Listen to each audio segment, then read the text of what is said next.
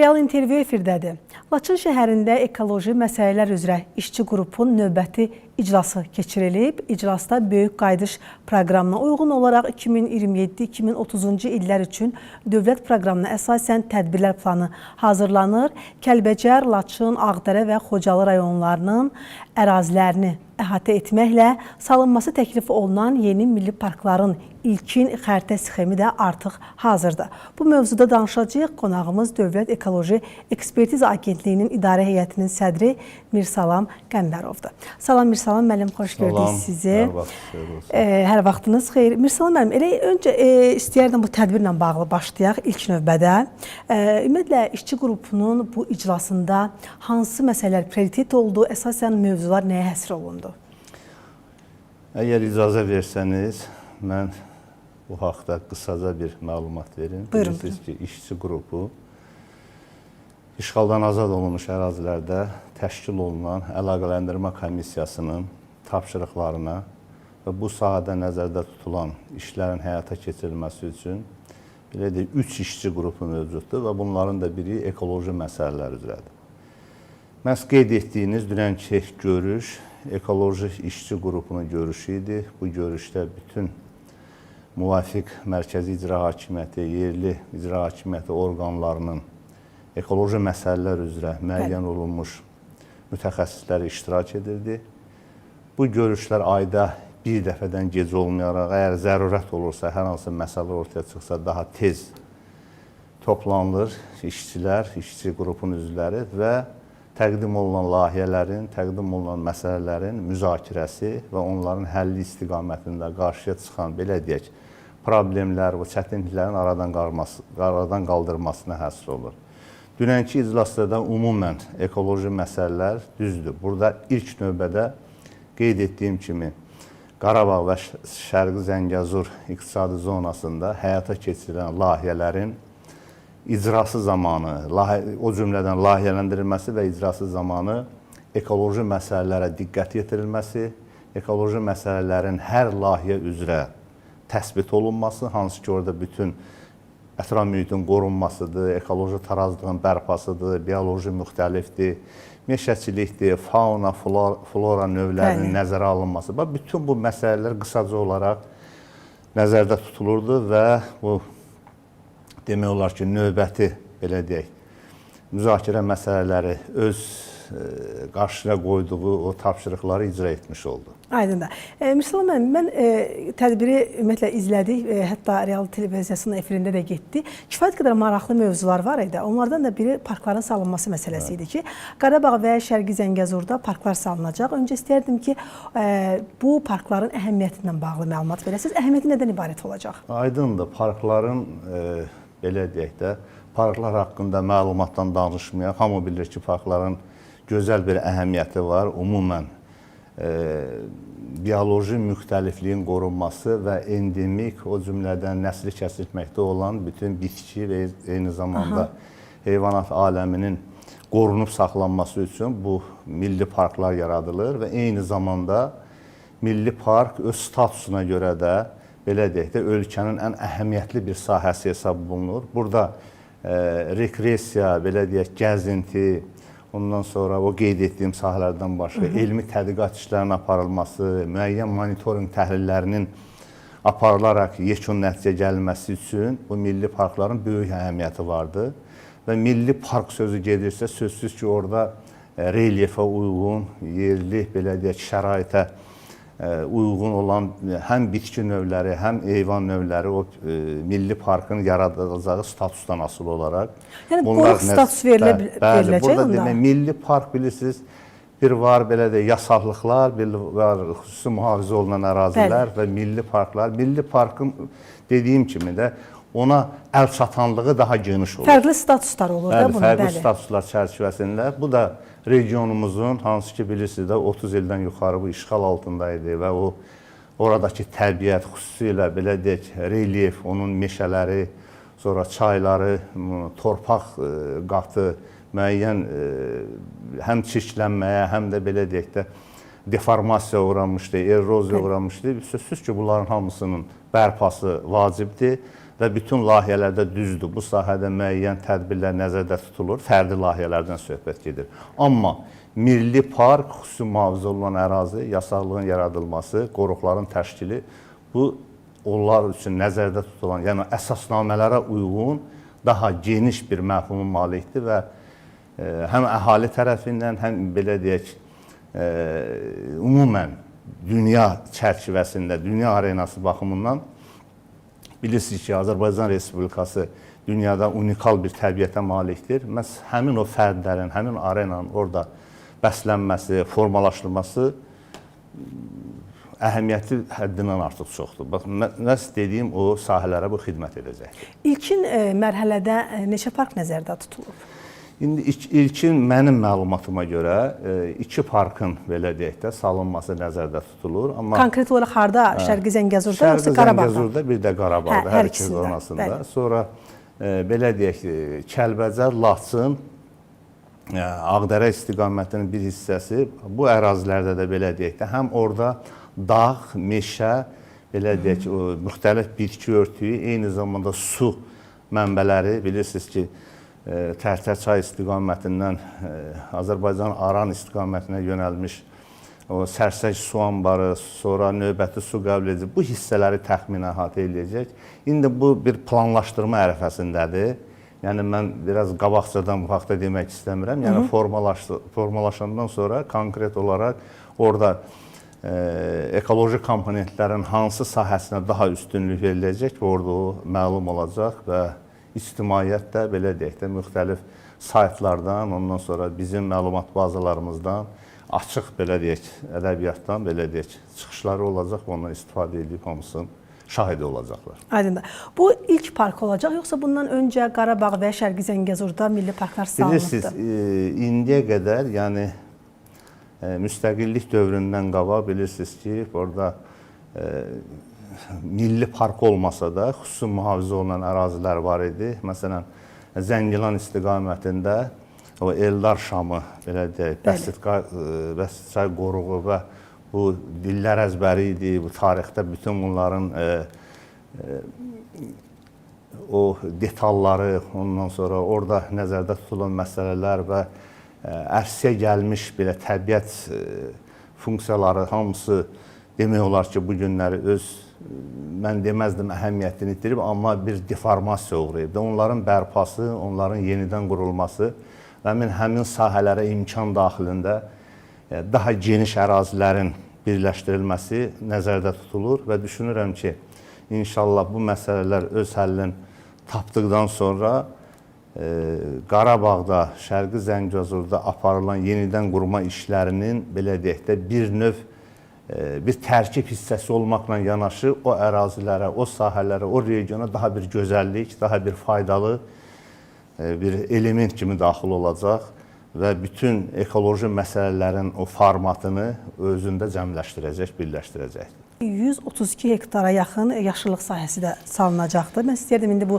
yaşıllıq sahəsindən danışaq. Çünki bizim meşə fondumuz, siz bilirsiniz ki, o 30 illik işğal dövründə kifayət qədər dağıdılıb, ağaclar kəsilib, yaşıllıqlar məhv olunub və istəyirdim bu barədə danışaq ki, ümumiyyətlə buna necə təsir göstərəcək və həmin o dağıdılan, qırılıb tökülən o ağacları necə ümumiyyətlə gələcək üçün necə bərpa etmək mümkün olacaqdır? Evet.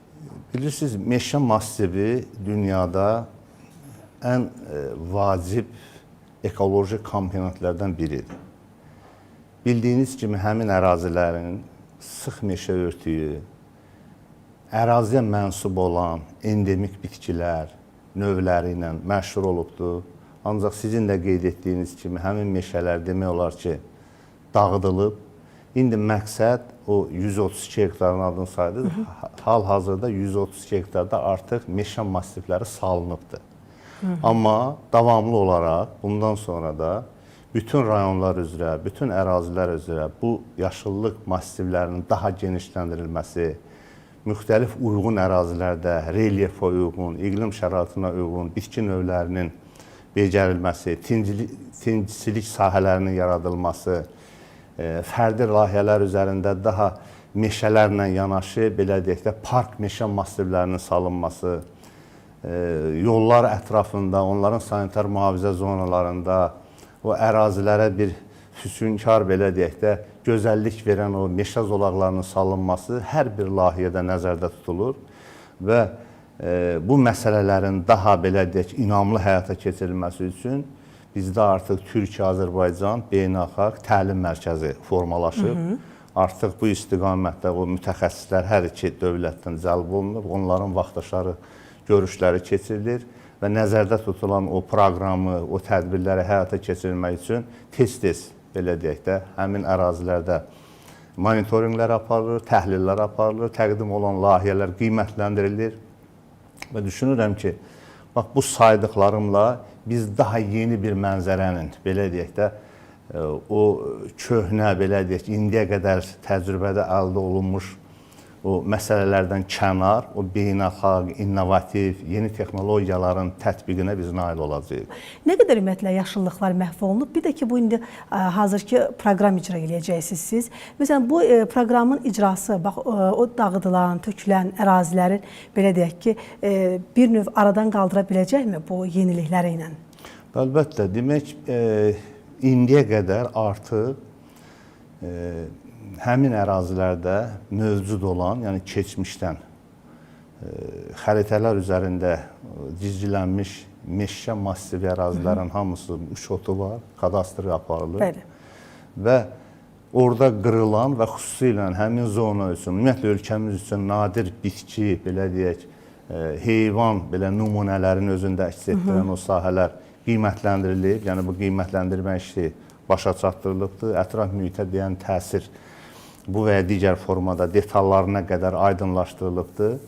Və burada bərpa, quruculuq işlərində məsələn o parkların salınması, sonra mövcud olan meşələrin daha, belə deyək də, mühafizəsinin təmin olunması, bioloji müxtəlifliyin çeşidlənməsi, yəni yeni növ, belə deyək, yeni növ yox, belə deməzdim, Azərbaycanda belə deyək də, mövcud olan, o təbiətə uyğun həm flora nümunəsi, həm fauna nümunələrinin gətirilərək orada becərilməsi təmin olunacaq, həyata keçiriləcəkdir. Yəni, bu dövlət proqramı çərçivəsində olan bir yanaşmadır. Ekoloji məsələlər üzrə nəzərdə tutulmuş tədbirlər planının bir sxemi, bir tərkib hissəsidir. Bunlarla paralel isə fərdi layihələr üzərində ümumiyyətlə, indi belə həm bizim qanunvericiliyimiz, həm də bizim yanaşma üsulumuz ondan ibarətdir ki, belə əgər bir kənd salınırsa, deyək ki, hər hansı bir məktəb, bir bağça, xəstəxana, hər hansı belə deyək də məşğuliyyətlə belə deyək, tamamlanan bir obyektin tərkibində onun yaşıllıq zonası nəzərdə tutulur ki, məsələn, ayrılmış ərazinin biz çalışırıq ki, 50%-dən aşağı olmamaq şərti ilə, dediyim kimi, buna həm qanunvericilik buna yol verir, həm də ki, biz fürsətdən istifadə edirik. Həmin ərazidə yaşıllıq, o təbiətə uyğun əkilməsi, becərilməsi nəzərdə tutulur. Hər bir fərdi layihə üzrə.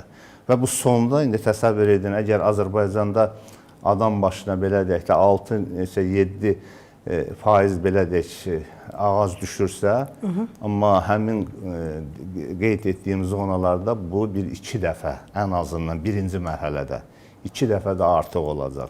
Amma mənim məlumatım var ki, bu yenidən qurma işləri aparılan ərazilərdə ümumiyyətlə dünyada adam başına tələb olunan normalar məhz həmin o iki iqtisadi rayonda tətbiq edilsin.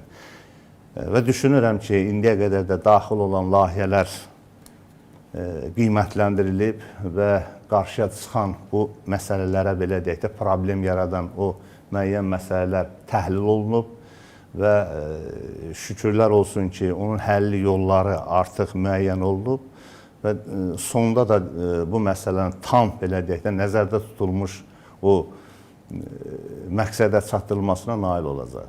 Aydındır.